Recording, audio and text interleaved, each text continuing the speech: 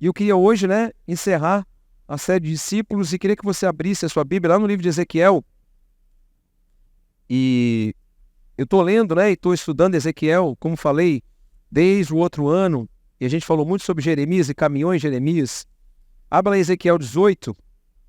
Nós vamos falar sobre os discípulos mais uma vez. E eu não tenho dúvida que é uma palavra muito apropriada e sempre será. Se é uma palavra do Espírito, sempre será apropriada. E que você tenha toda a atenção e que você possa acalmar o teu coração nessa hora também. Ezequiel 18, a partir do verso 30. Eu vou ler até o 32, acompanhe comigo. Na minha versão diz o seguinte: Portanto, ó nação de Israel, que eu os julgarei a cada um de acordo com os seus caminhos.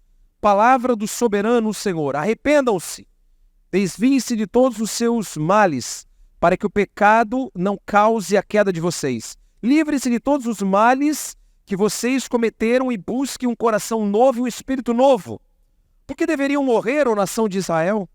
Pois não me agrada a morte de ninguém. Palavra do soberano, o Senhor. Arrependam-se e vivam. Eu vou repetir o final. Arrependam-se e vivam. E esse é o tema dessa pregação, dessa exposição. Arrependam-se e vivam. E é uma grande responsabilidade falar sobre arrependimento e vida. E falar dentro de um contexto de discípulo de Jesus, maior responsabilidade ainda. Eu queria, já introduzindo aqui essa pregação, falar sobre aquilo que é característico do discípulo de Jesus. Nós falamos aqui durante 3 semanas, as últimas 3, sobre discípulos de Jesus, sobre discipulado, sobre vida com Deus. E nós vivemos em dias, você já percebeu isso, que movimentos como esses, de estarmos numa igreja, frequentando uma igreja domingo ou outro dia, eles revelam de alguma maneira quem nós somos para os outros. Como assim? Se você vem numa igreja evangélica, você está numa igreja evangélica como aqui, você frequenta, você é membro, faz parte da família da igreja, de alguma maneira não há problema nenhum em você se autoproclamar discípulo de Jesus, e as pessoas que veem você frequentando uma igreja, que elas digam assim: esse aí é discípulo de Jesus. Mas talvez o que a gente precise, e eu quero caminhar com vocês aqui nessa noite, é compreender um pouco mais sobre o que é ser discípulo de Jesus e o que isso tem a ver com arrependimento e vida. E eu quero já começar dizendo que o discípulo de Jesus tem essas duas marcas muito gravadas no coração dele. O discípulo de Jesus, ele sabe de fato, ele passou pelo arrependimento, nós vamos ver depois um pouco mais sobre isso, o arrependimento, e ele consegue entender qual é a vida que Jesus prometeu a ele. Isso aqui é importantíssimo. O discípulo de Jesus não é alguém que entrou no ônibus assim, pegou um ônibus que não sabe para onde vai, pegou assim na parada: eu vou dar uma volta, não sei para onde. E ele nem sabe o que aquele ônibus pode proporcionar a ele. Se tem ar-condicionado, se paga, se não paga. Então, assim, usando uma ilustração muito simples para introduzir, quando a gente se autoproclama discípulo de Jesus, é porque essas duas características já são gravadas no nosso coração. Eu já passei e sei o que é o arrependimento, e eu sei o que esperar da vida que Jesus me prometeu. Nem mais, nem menos. Por que nem mais, nem menos? Porque esse é um grande problema.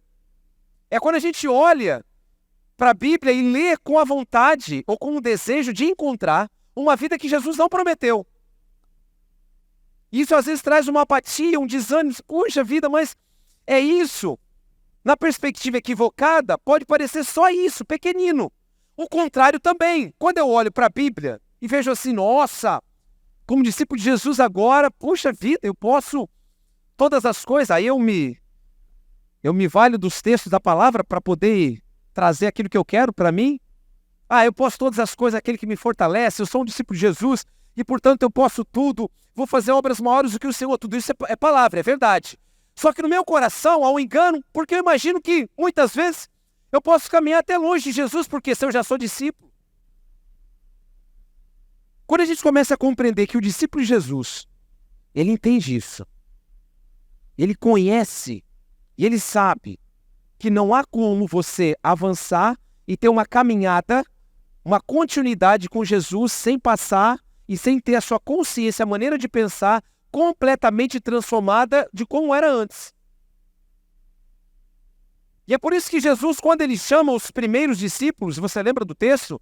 Pescadores, publicanos, coletores de impostos, vários homens de vários tipos, personalidades, regionalidades.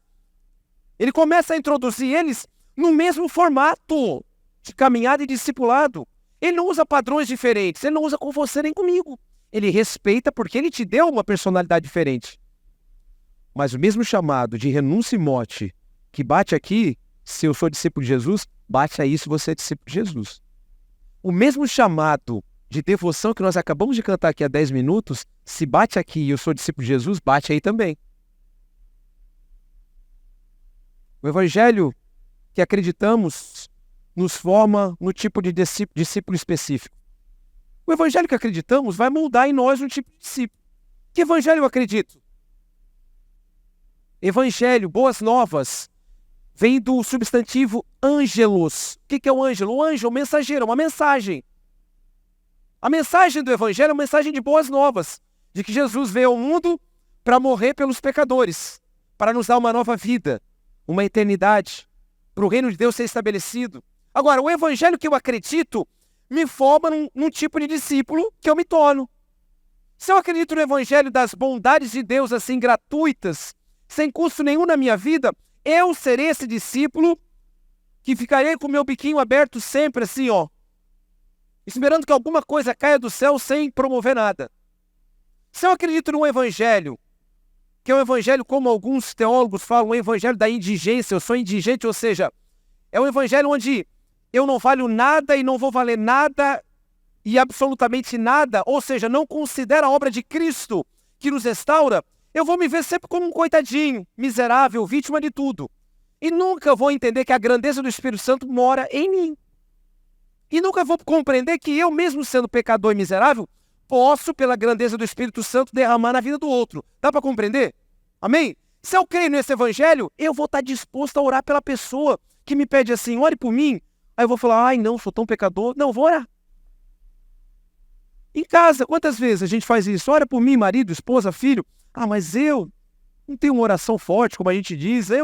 Não, você vai lá e fala, eu sou discípulo de Jesus, eu creio nesse evangelho, então eu me torno esse tipo de discípulo. E essa é a diferença que começa a moldar o nosso coração. Nesse texto que lemos, contextualizado, de Ezequiel, um profeta levantado por Deus, que prenuncia o cativeiro babilônico, aqui nesse texto, há uma chamada do Senhor, você leu comigo, há uma chamada para o arrependimento, mas há uma sentença em primeiro lugar. O que é uma sentença? Para a gente que é do direito é fácil entender. Sentença é algo que alguém que tem autoridade, imbuído de autoridade, declara, e essa declaração, ela pode até ser alvo de recurso, mas em princípio ela não pode ser mudada. Uma sentença tem esse peso de algo imutável. E Deus diz assim, a nação de Israel que eu julgarei a cada um de vocês de acordo com os seus caminhos. Há um julgamento para todos os discípulos de Jesus, assim como houve um julgamento para o povo de Israel. E nesse juízo, escute bem, cada um de nós será avaliado conforme aquilo que produzimos. E aqui eu quero entrar em algo que muitas vezes se discute, muito se fala, e eu não vou obviamente adentrar com profundidade porque eu não tenho tempo, mas no capítulo 18 que nós lemos, no verso 1 e 2, nesse capítulo, portanto, o povo de Israel chegava e dizia assim, ó, gente, nós estamos sofrendo isso e indo para o cativeiro da Babilônia porque o meu pai, o meu avô pecou, porque eles fizeram a coisa de errado. E eu nós não fizemos nada. Como que é justo isso? E aí eles declaravam isso através de uma ilustração. E está lá no capítulo 18. Os pais comeram uvas verdes e os filhos, e os dentes dos filhos se embotaram, nasceram manchados. Eles reproduziam isso. Eles falavam, ó, os pais comeram uvas verdes, é como se fosse algo automático. Então eu comi uva verde, os meus filhos nascem com o dente manchado. O que quer dizer isso espiritualmente? Ah, o meu pai pecou, o meu avô pecou contra Deus, ergueu um altar de adoração que não era Deus, então agora eu estou suportando isso? Não! Deus diz assim, Ezequiel, você se levanta e você vai dizer que nunca mais se dirá no meio do meu povo isso. E aqui tem algo especialmente importante para esses dias que nós vivemos. Dois princípios que caminham juntos como se fossem irmãos gêmeos: realismo e responsabilidade.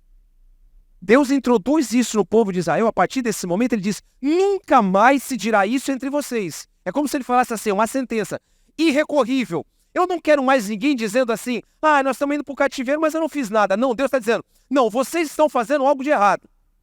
Portanto, não fiquem agora se escorando dizendo assim, mas a gente está sofrendo isso por causa disso e daquilo.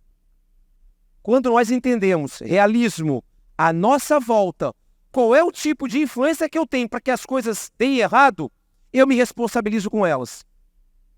Nós vemos um tempo onde as pessoas correm da responsabilidade. Por quê? Porque elas não querem ser realistas. Elas olham para as suas vidas, e aí falando do ambiente familiar, muitas vezes a gente conversa com pessoas que têm problemas sérios no casamento, criação de filhos, inúmeros problemas. E aí quando você olha, o problema naturalmente não está fora aí, extramuros. O problema está dentro dos muros, dentro de casa. É no trato do marido com a esposa, da esposa com o marido, do pai com o filho, da mãe com o filho, de um com o outro. Mas ninguém consegue, quando a gente está longe disso aqui, olhar e falar assim: puxa vida, o problema sou eu. O problema sou eu. Gente, se a gente dissesse isso várias vezes durante o dia, que o problema sou eu, não é atribuir culpa quando não tem culpa, tá? Desse é o problema da guerra da Ucrânia, foi eu que causei. Não é isso. Amém? Compreende isso? Eu estou dizendo, naquele momento que você assume a responsabilidade, diz assim: pera. Eu vou mudar. Eu vou me arrepender. Olha aí o arrependimento. Eu vou me arrepender. Olhar para si mesmo, refletir de forma permanente é uma característica marcante do discípulo de Jesus. E esse impacto geracional, de fato, acontece. A gente ouve muitas pessoas dizendo assim: quantas vezes você já viu isso? E não é só professor de história, não. O Brasil é o que é por causa dos portugueses. Já ouviu falar isso, né? Já ouviu? Se não ouviu, estão ouvindo agora. Ouviu? O Pedro Álvares Cabral, pessoal que veio de lá, só acacalhada, ladrão e não sei o que lá e tal, 500 e poucos anos atrás. Vamos desconsiderar o impacto daquilo que eles fizeram? Claro que não, obviamente. Nem vamos também jogar tudo no lixo, porque houveram coisas boas, ponto. Muito ruins, outro passo? Sim, ponto. Agora, se o problema lá em casa está acontecendo, financeiro, se eu não estudei, não me capacitei, estou falando só profissionalmente, estou abrindo um balãozinho aqui. Se eu não movo em direção, em fé, me preparo, como a palavra diz, busco conexões, oro, me alinho à vontade de Deus e digo ainda hoje que eu estou desempregado por causa do Pedro Álvares Cabral?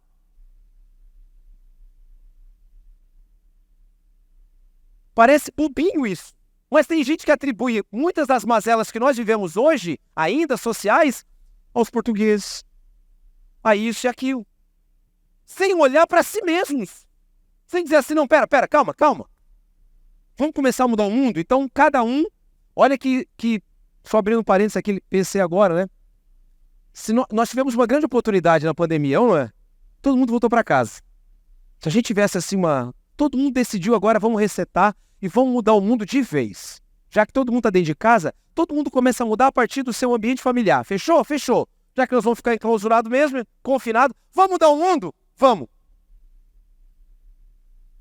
que aconteceu depois da pandemia? Casos de abuso cresceram. Divórcio cresceram. Violência doméstica cresceram. Só peguei 3 aspectos, que é da minha área, cresceram todos. E aí, que mundo mudamos? Você consegue perceber? Que mundo mudamos? O que a gente fez? Aqui o povo de Israel está sendo conclamado, Deus está dizendo assim: ei, nação de Israel, ei, ninguém mais vai dizer isso e vai ser vítima dizendo assim: porque aconteceu sempre isso, mas porque foi esse? Foi o meu amigo, foi o pastor, foi a igreja, foi o fulano de tal, foi o presidente, a presidenta, não sei o que lá, e calma. Vamos olhar para nós, realismo e responsabilidade. Sabe o que Jesus fala? Jesus diz, em Mateus 7, Nem todo aquele que diz Senhor, Senhor, Senhor entrará no reino dos céus, mas aquele que faz a vontade do meu Pai que está nos céus. Nem todo aquele que diz e declara, eu sou discípulo de Jesus, Senhor, Senhor, Senhor, ele está dizendo, mas aquele que faz a vontade do meu Pai que está nos céus, aquele que entende o que Deus quer que eu faça, e faz, e se responsabiliza por isso. Nós temos uma crise, queridos, de responsabilidades hoje, de atribuição de responsabilidades. E o Evangelho é um remédio para isso. Porque ele vai jogar a gente no nosso canto e vai dizer, você sim é responsável por isso, como a palavra diz aqui. Por quê? Porque Deus não mudará seus planos. Grave isso, Deus não mudará seus planos. Deus nunca vai mudar os seus planos. O que ele determinou na eternidade, de eternidade a eternidade vai acontecer. Bom, mas será que por causa da pandemia, por causa das guerras, por causa disso, se você olhar, existe um ciclo, sempre um ciclo, se abrindo e se fechando. Sempre um ciclo. E Deus renovando as coisas, a palavra dele não muda. E ele não vai mudar os planos. Quem é para condenação, para condenação. Quem é para absolvição, para absolvição. O caminho está trilhado, o caminho está posto. Há uma frase do Richard Niebuhr, que ele diz que nós vemos um tempo onde, abre aspas, um Deus sem ira trouxe homens sem pecado para um reino sem julgamento através das ministrações de um Cristo sem cruz. Fecha aspas. Vou repetir. Um Deus sem ira trouxe homens sem pecado para um reino sem julgamento através das ministrações de um Cristo sem cruz. Puxa vida, isso é um clube. Isso aqui não é igreja, isso aqui é um clube. Isso aqui é um clube onde cada um faz o que quer, ninguém se responsabiliza por ninguém, ninguém tem um compromisso de caminhar a segunda milha com o outro, de prestar conta com o outro, de discipular o outro, de gestar o quê? Amadurecimento no coração do outro. Esse é o tempo. E aí, claro, não há como a gente pensar nisso e não olhar para o início daquilo que eu falei aqui, arrependimento e vida. A proclamação de Deus para você, escute bem, é assim, ó, arrependa-se e viva. E o arrependimento, você já ouviu isso várias vezes, mas eu quero caminhar aqui rapidinho. Os 3 passos do arrependimento: confissão, abandono e reparação. Sabe o que muitas vezes se proclama do arrependimento? Que o arrependimento é assim, ó, eu estou arrependido. Infantilmente, uma criança, quando ela se arrepende do que ela fez, ela não tem um nível de consciência para saber a extensão do dano. Então vamos pegar um exemplo simples. A criança foi lá e não era para pintar um pano lá da mãe, ela pegou uma coisa nada lá de guache, pintou tudo, e o pai, a mãe chegou e falou com ela, mas por que você fez isso? Ah, porque não sei o que lá, eu queria brincar, tal, estava errado, não poderia, eu falei para você, tal. Se o pai e a mãe não conduzir a criança para que ela entenda que ela errou, desobedeceu, e essa criança começa a compreender que é mais abençoador ouvir a voz da autoridade de Deus, nesse caso o pai e a mãe representados, porque debaixo da voz da autoridade tem segurança. Quando a gente percebe isso, e aí vamos pegar o mesmo exemplo e caminha um pouco mais no adolescente. Pega o adolescente. O adolescente começa a olhar e pensar assim, peraí, eu já tenho uma consciência maior, eu não posso fazer isso aqui. Cola, prova. Eu tenho que ser realista e responsável comigo. Eu não estudei, se tiver que tirar 0, vou tirar 0. O cara entra, não estudou nada, precisa daquela nota, não consegue responder nenhuma, os olhinhos começam a olhar para um lado e para o outro para ver se ele pesca alguma coisa na mesa da frente, a mesa de trás, joga uma borracha no chão, fala com o amigo, começa a conversar, e aí buscando alguma coisa. Responsabilidade. Confissão, abandono e reparação. A palavra diz em Provérbios 28:13, aquele que confessa os seus pecados e os abandona, esse prosperará. Não é só confessar. O arrependimento no Novo Testamento é mais de 80 vezes que fala sobre isso. E é a metanoia, todo mundo já sabe sobre isso, metanoia. Metanoia é mudança de mente.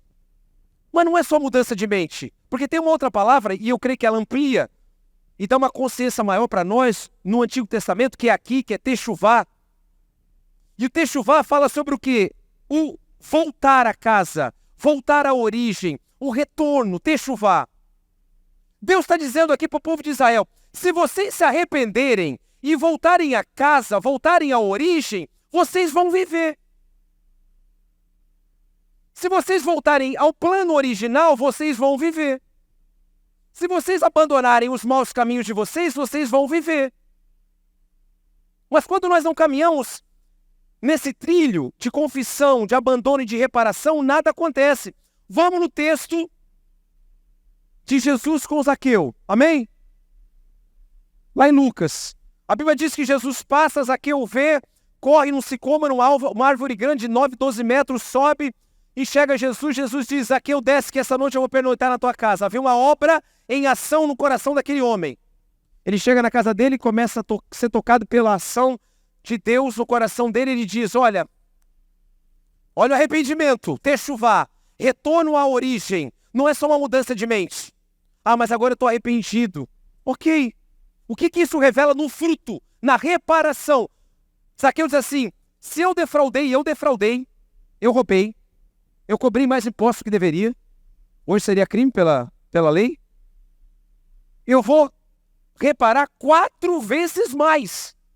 Ele não espera Jesus dar a sentença, ele não espera Jesus dizer assim, você é malandrinho, hein?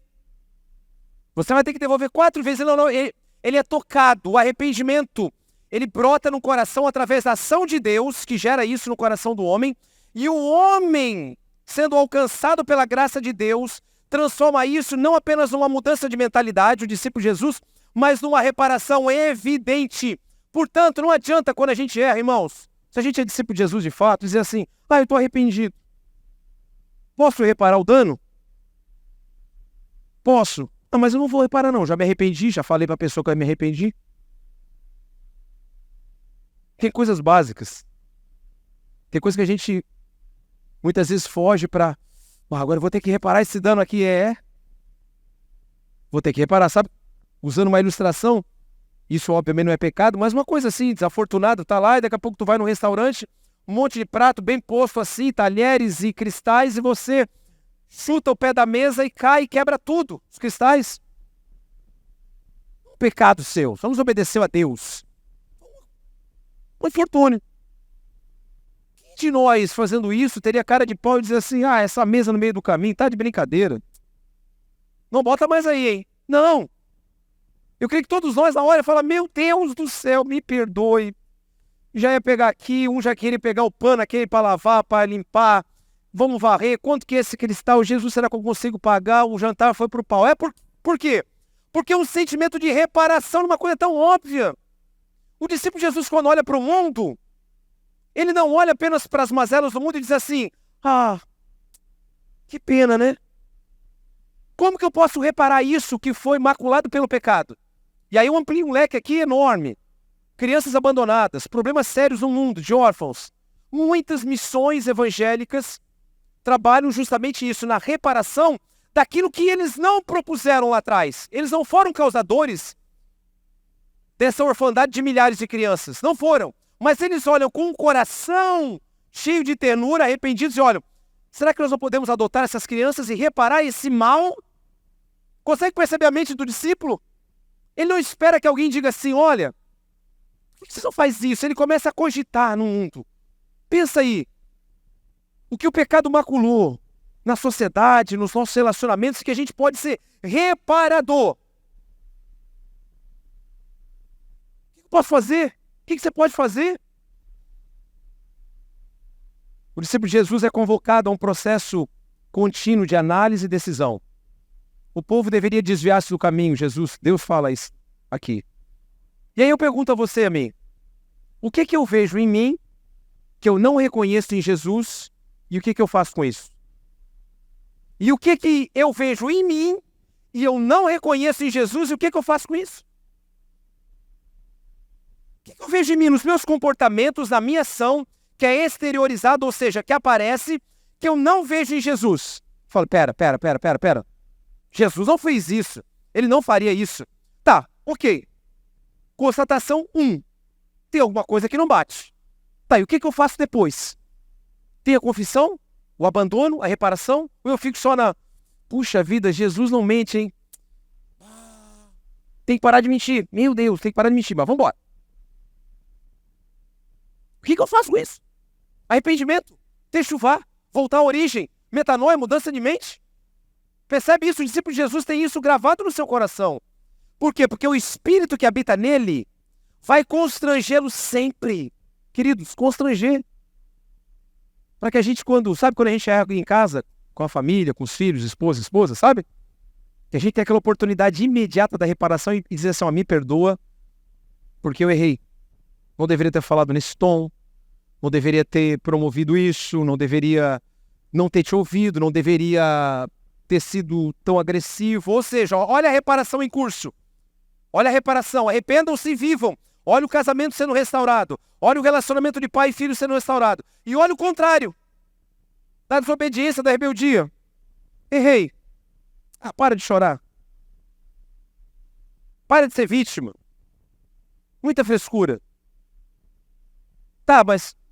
Errei, mas também tá. Você percebe a diferença? Errei, mas... Lembra o Pedro Alves Cabral? Errei por causa... O discípulo de Jesus não procura isso. Realismo e responsabilidade. O pecado é um acelerador da queda. Oséias 14, em Sabrinão diz assim, arrepende-te, ó Israel, porque pelos teus pecados tens caído. No texto que lemos aqui, Deus está falando ao povo de Israel, livrem-se dos maus caminhos, porque vocês vão para o cativeiro, não é por causa do pai, do avô, de Abraão, de Jacó, não, é por causa de vocês, do coração obstinado de vocês. O pecado é um acelerador da queda. Tem gente quando procura, ou nos procura, e às vezes procura já, eu não vou dizer nem no extra tempo, 45 segundo tempo já foi. Já acabou o jogo. A pessoa já foi pro vestiário, usando aqui uma linguagem, né, do futebol, já apagaram as luzes do campo, só tem o pessoal recolhendo os lixos de arquibancada. Já cometeu o erro.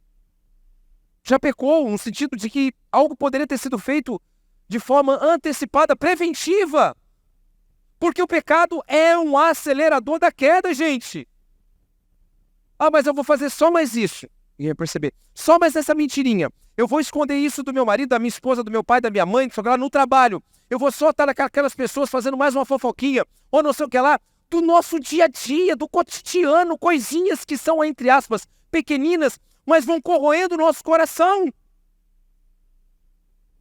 E ele é um acelerador da queda. Daqui a pouco a gente tropeça nas próprias pernas e cai. Puf, estatelado no chão. E a gente diz, Senhor, por que eu cheguei até aqui? Por que o Senhor permitiu que o teu servo descesse a esse ponto? Ué? Esse muitas vezes não somos nós que produzimos isso. Aceleramos a nossa queda. É interessante. E tem uma frase, né, de um, filósofo, extremamente polêmico e muito polêmico mesmo, ateu, Jean-Paul Sartre, já falecido, pai do existencialismo, ele dizia que o inferno são os outros. Ele falava dentro da visão da filosofia existencialista, ele desconsiderava qualquer ação de Deus no mundo, ponto. Então, para eles, na visão existencialista, mas reduzida assim, uma forma bem... A vida é aquilo que se vive. A existência precede a essência. Esse é um dogma do existencialismo. Ou seja, eu existo. Eu não existo em essência. Eu existo hoje aqui. Então, se eu existo hoje, eu sou eu. Não tem nada anterior a mim. E ele dizia, o inferno são os outros. Numa declaração óbvia, clara, de não responsabilidade consigo mesmo. E esse mesmo homem, com essa mesma mulher, eles tramaram inúmeras coisas ao longo da história. Processos assim terríveis de pedofilia, de sexualidade desenfreada. Coisas terríveis da história. Você pode olhar, Jean-Paul Sartre e Simone de Beauvoir. O que ele dizia? O inferno são os outros. Ou seja, eu não tenho culpa de nada. O inferno é você. Você está dando errado, é você que está dando errado. Sabe aquele cara que faz o trabalho na escola, faculdade, faz o grupo, cada um divide as suas tarefas, aí chega no dia da apresentação, dá tudo errado. Aí o cara, ao invés de assumir a responsabilidade dele também, que não fez a parte dele, fala, mas o culpado foi você, cara, você que errou, você que não fez isso. Mas o cara que está dizendo isso acerca dos outros, era o que deveria, de repente, fazer os slides, mas não fez. Aí culpou o outro que gaguejou, porque o slide estava torto, mas ele deveria ter feito. Mas ele nunca vai olhar para si mesmo. Então, assim, o cara que caminha assim, ele não entendeu. Lembra que eu falei no início de arrependimento e vida de Jesus? Ele entrou no ônibus e ele não entendeu essa parte do arrependimento. Techuvá, voltar à origem, coração íntegro, renovado, mudança de mentalidade, aquilo que aparece é Zaqueu, ó. Jesus 4 vezes mais, tá? Tô tirando do meu bolso aqui, ó. Tô devolvendo porque eu defraudei. A palavra do Senhor diz a Israel: livrem-se de todos os males. Saiam, fujam dos lugares onde vocês estão pecando. Há aqui uma relação imediata e não tem como a gente dissociar do filho pródigo, Lucas 15.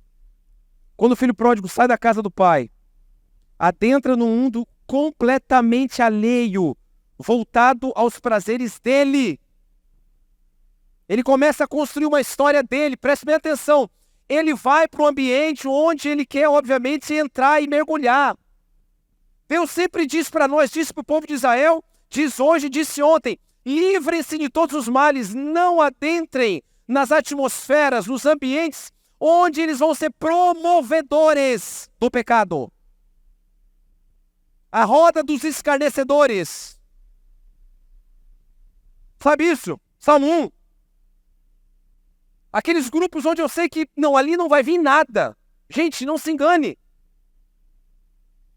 Não, eu vou ali, eu só ouço besteira. Seja grupo aqui, grupo no WhatsApp. Deus está falando: livre-se de todos os males, arrependam-se, voltem à origem. É o filho pródigo lá comendo as bolotas dos porcos, e a hora que ele diz: eu vou voltar à casa do pai. Olha, Techuvá. Eu vou voltar. Ele não fica assim, numa autocomiseração, no vitimismo. Ai, tadinho de mim, meu irmão, mas lá, parará, mas por que ele, meu pai? Ah, agora eu tô comendo aqui a comida do porco. Por que meu pai não vem me buscar? Pai, vem me buscar. Não, ele fala: eu levantar-me-ei, irei à casa do meu pai. Percebe? Eu vou me levantar e vou lá. Techuvá. Movimento.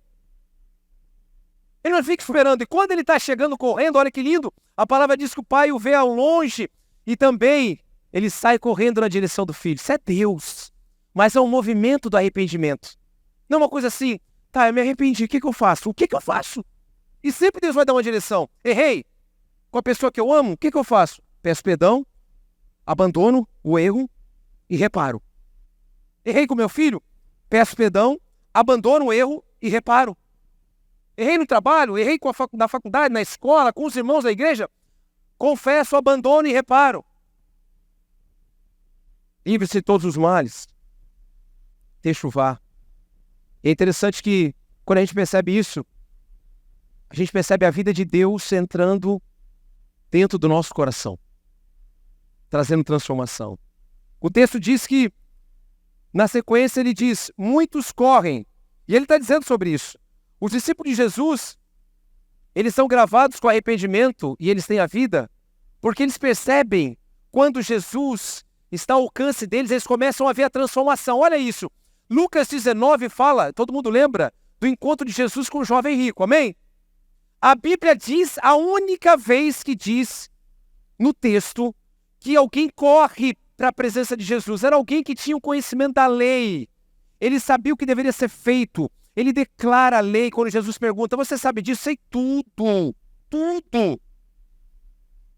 O discípulo de Jesus é chamado a esse confronto com ele mesmo. Realismo e responsabilidade. Jesus leva aquele jovem não para um lugar onde Jesus queria despachá-lo, descartá-lo. Não. Jesus só coloca um holofote para que ele se veja como coloca em você hoje. Coloca em você ontem, colocou em você ontem, vai colocar em você amanhã, em mim, nós todos. Ele corre, se aproxima do mestre. Bom mestre, diz: bom só a Deus, enfim. Aí ele diz: olha, eu já fiz tudo isso. Então tá, você vende tudo, dá aos pobres e volta. É claro que Jesus não queria que ele ficasse pobre. Jesus sondou o coração dele porque ele era avarento, o coração dele estava na riqueza. Jesus estava ensinando, o discípulo de Jesus é confrontado. E aí quando nós somos confrontados, escute bem, tem muitas pessoas, e há uma frase, enfim, há um conceito da antropologia, da ciência que estuda o movimento da sociedade, do homem junto, falando sobre a era da angústia. Nós vivemos nos últimos 30 anos, e vamos viver talvez, isso os estudiosos dizem, a era da angústia. O que é a era da angústia? A era do vazio, a era do abandono, onde, por mais contraditório que seja, as pessoas têm milhões de pessoas amigas na internet, mas elas sentem um vazio existencial tão grande, que quase que arrebenta o coração. É ou não é? A era da angústia, a era do medo, o que virá? Cara, olha, tudo sombrio, tudo escuro. Meu coração se apequena e eu tenho medo, os meus filhos, como vai ser o mundo? Então, eles colocaram esse conceito, a era da angústia. E aí, onde o evangelho entra em tudo isso? Ele entra com uma resposta que transforma. Mas ele tem uma porta proclamada: arrependimento, mudança, para que vocês vivam. Lembra que João Batista pregava do arrependimento no deserto? Antecipando a vida de Cristo? Muitas pessoas têm corrido até Jesus como aquele jovem correu. Escute bem, ele era angustiado.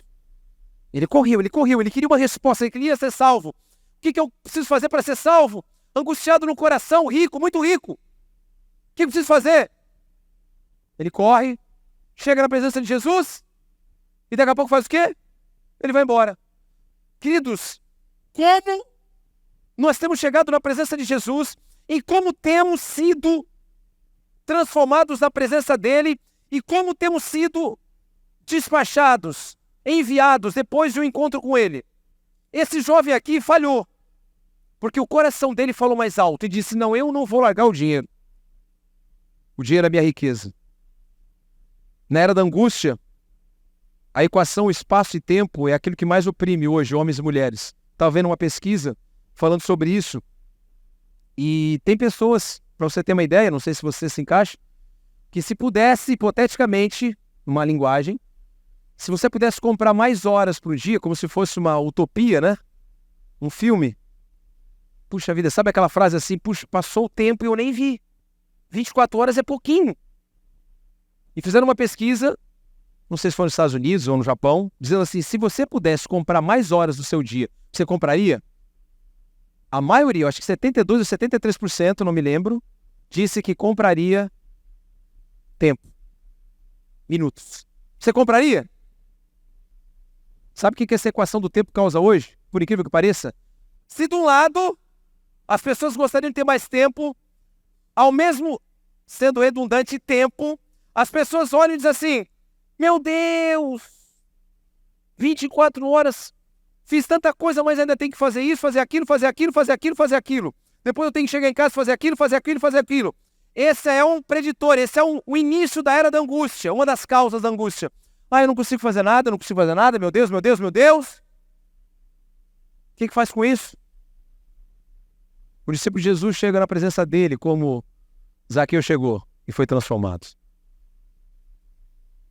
Os discípulos de Jesus, eles buscam o Espírito novo. A palavra diz, escute bem, vocês cometeram pecados. Agora, busquem um novo coração e um novo espírito. Um novo espírito para acionar um novo coração. Nesse livro de Ezequiel 36, tem um texto que muita gente conhece. Diz assim, Deus está dizendo, eu darei a vocês um novo coração e um novo espírito. Tirarei de vocês o coração de pedra e colocarei em vocês um coração de carne. O que Deus está dizendo isso? O coração não acessível, o coração não terno, não macio, porque é pedra. Se ele for alcançado pelo Espírito de Deus, ele se torna um coração acessível, macio, penetrável. A lei do Senhor que invade o nosso coração muda a nossa maneira de pensar e muda a nossa maneira de agir. Percebe isso? Sabe quando você se vê, e você se viu ao longo dos seus últimos dias e anos, que você caminha com Cristo, e você vê assim, puxa, o meu coração não é mais de pedra como era antes, a ponto de quando eu ouvia alguém falar alguma coisa má a meu respeito, eu queria revidar. Agora não.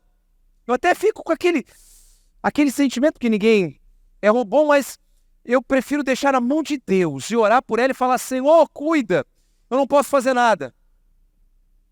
Esse coração terno, esse coração acessível, maleável, macio, a ação do Espírito Santo, ele é movido pelo Espírito de Deus que habita em nós. Deus está dizendo para nós, essa geração, queridos, que se nós queremos vida de fato, eu quero dizer para você, se você quer vida de fato, e eu não sei qual é o tipo de vida, e aí você precisa resolver isso com você mesmo, qual é a vida que você colocou e botou assim, a vida que eu quero para os próximos 10 anos, eu quero isso, eu quero aquele carro, eu quero aquele salário, eu quero isso, eu quero morar isso, eu quero viajar, fazer esse curso, eu quero casar, quero ter 2 filhos, não tem problema nenhum, faça os seus planos. Coloque todos eles diante de Deus. Permita que o seu coração seja maleável. Deus está dizendo, busquem um coração novo e um espírito novo. Sabe o que me constrange muitas vezes? Em mim, e cada um olhe para si, é que nós somos ruins a ponto de olharmos para nós e não reconhecemos que precisamos de fato de uma renovação do espírito todos os dias. É como se nós tivéssemos tomado banho hoje, domingo, e agora eu vou tomar outro banho só domingo que vem. Alguém está comigo nessa? Vamos fazer esse desafio? Ninguém, né? Vamos espantar o pessoal de casa. Não. Por quê, pastor? Porque eu tenho que tomar banho hoje, e amanhã eu tenho que tomar banho de novo, e tal, e vou ficando cheirosinho, vou tomando banho, e vou tomar banho até morrer. É ou não é assim? É assim. Mas muitas vezes a gente olha e fala assim, mas eu...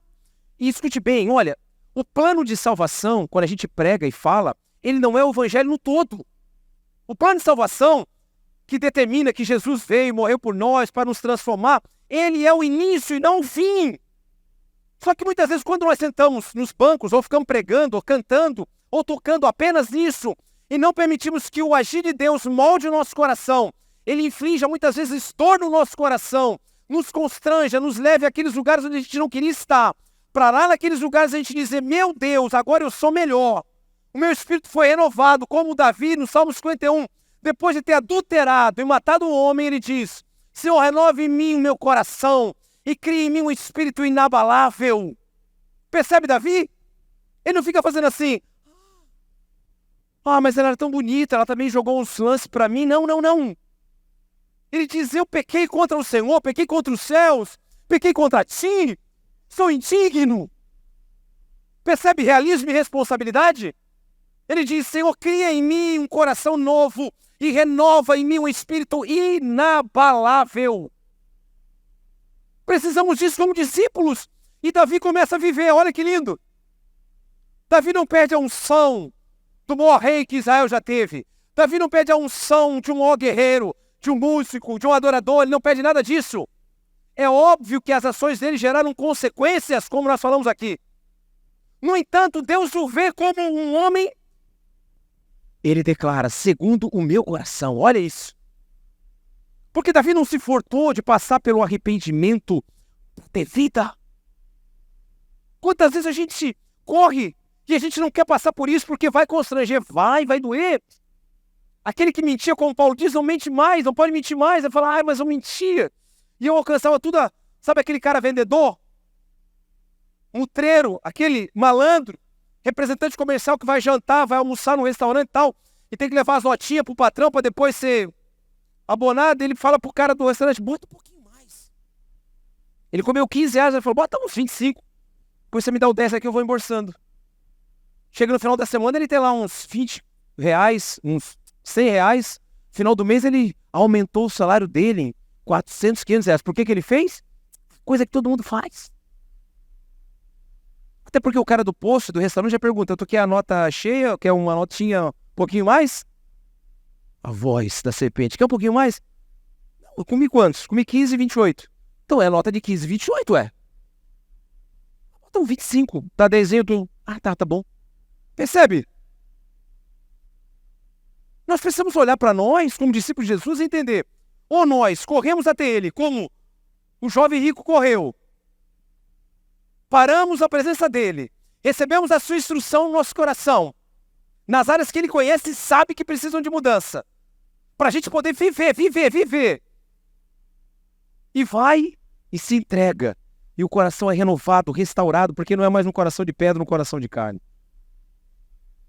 Deus não deseja que os seus discípulos sejam homens e mulheres sem esperança. Ele diz assim, eu não desejo a morte de ninguém, pois não me agrada a morte de ninguém, palavra do soberano.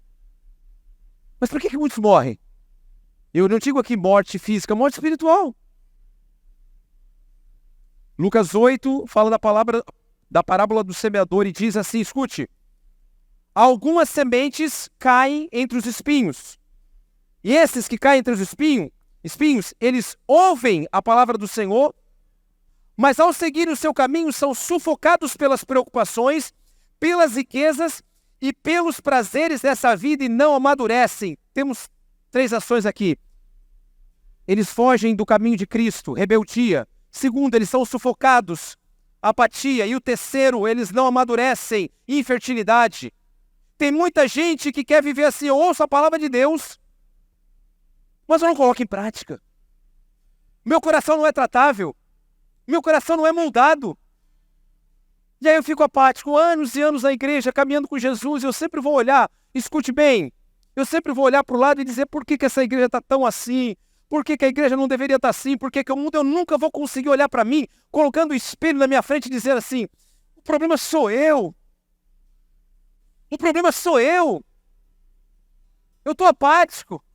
Jesus me promoveu e me deu um caminho, mas eu quero outro caminho. Percebe? O que era no deserto? Uma promoção. E no deserto, ao invés de ser uma promoção para o povo que havia sido liberto do Egito, foi o quê? Foi morte.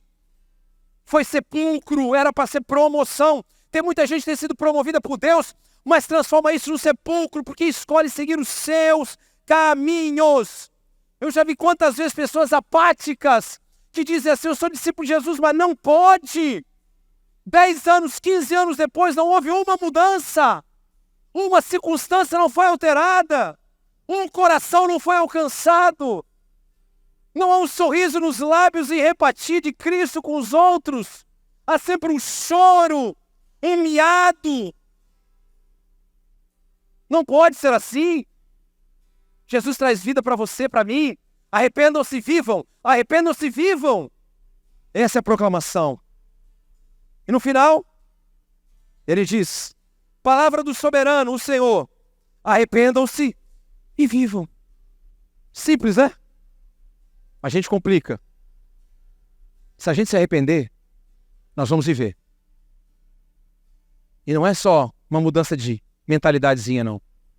É arrependimento. E eu queria que você pensasse, aplicasse isso na sua vida. Você tem exercitado sua fé na direção desse amadurecimento espiritual? Você olha para você e vê assim, o que eu vejo em Jesus e não vejo em mim?